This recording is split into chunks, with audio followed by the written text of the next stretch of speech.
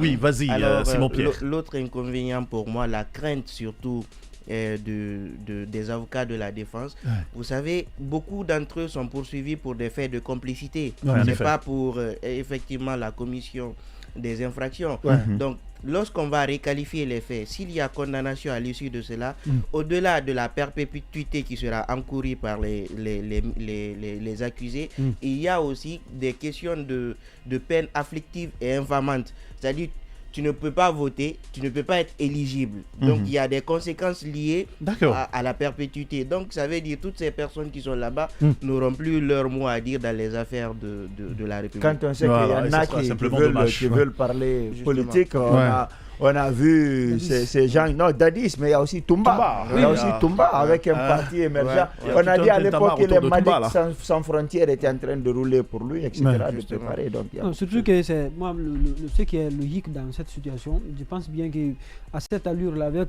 l'agissement des avocats de la défense, moi je plaiderais simplement à ce que la République de Guinée se dessaisit de cette affaire et envoie devant la Cour. Bien entendu, c'est possible de le faire. Et même après, vous savez qu'en 2011. On est quand même parti pour ne pas faciliter les choses au tribunal. C'était en 2011. 2010-2011. L'ex-femme du président Gbagbo, Simone Gbagbo, d'ailleurs a été condamnée et disons, elle a été poursuivie, condamnée, jugée et condamnée par les juridictions ivoiriennes. Et par la suite, elle a bénéficié de ce qu'on appelle une grâce présidentielle donc de la part d'Alassane Ouattara. Ouais. La Cour a estimé que cela était une manière de berner. Donc le procès a été organisé par l'État de la Côte d'Ivoire. L'État ivoirien. L'État ivoirien donc a l'effet juste de masquer une manière de couvrir la personne.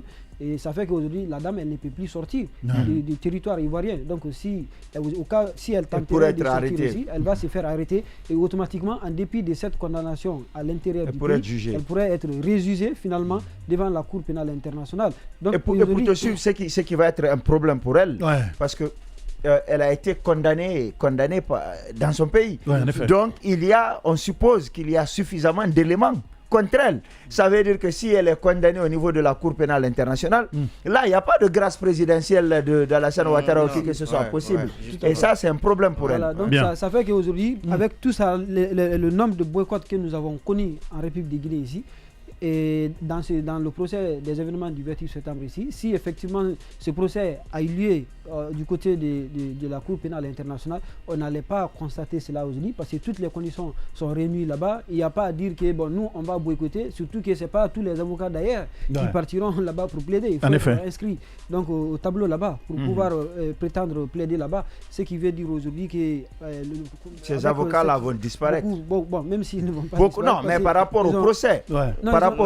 Il y a des avocats gros calibre, par exemple, de la défense de monsieur capitaine Moussa Dadis, qui sont déjà habitués au procès devant la cour de la CEDEAO. Attention, de l'autre côté. Il n'y en a pas beaucoup des avocats de grand calibre au procès. Il n'y en a pas beaucoup. Il y a des avocats de la partie civile et de la défense. Il n'y en a pas beaucoup. Bien, donc les gars, on va changer. Il y a l'autre là, l'ancien bâtonnier Kaba, comment il s'appelle, Ahmed Tidiane Kaba. Ahmed Tidiane Kaba, quand même, lui, par exemple, lui, il est inscrit, qu'on appelle, il est avocat qu'on appelle à la CPI. Donc ça fait qu'il peut, bien entendu, lui, il peut, même les autres là, il suffit juste qu'il fasse une déclaration là-bas pour pouvoir suivre les formations. Pour pouvoir s'inscrire là-bas. Allez, la vérité de toutes les façons est qu'on est parti pour pas finir, encore une fois, parce que les avocats de la défense ont dit, mordicus, tant que la question n'est pas tranchée, ils ne reviendront pas donc ce n'est plus possible. Le tribunal ne sait pas, c'est dédié. Non, mais ils ont dit qu'ils allaient interjeter appel.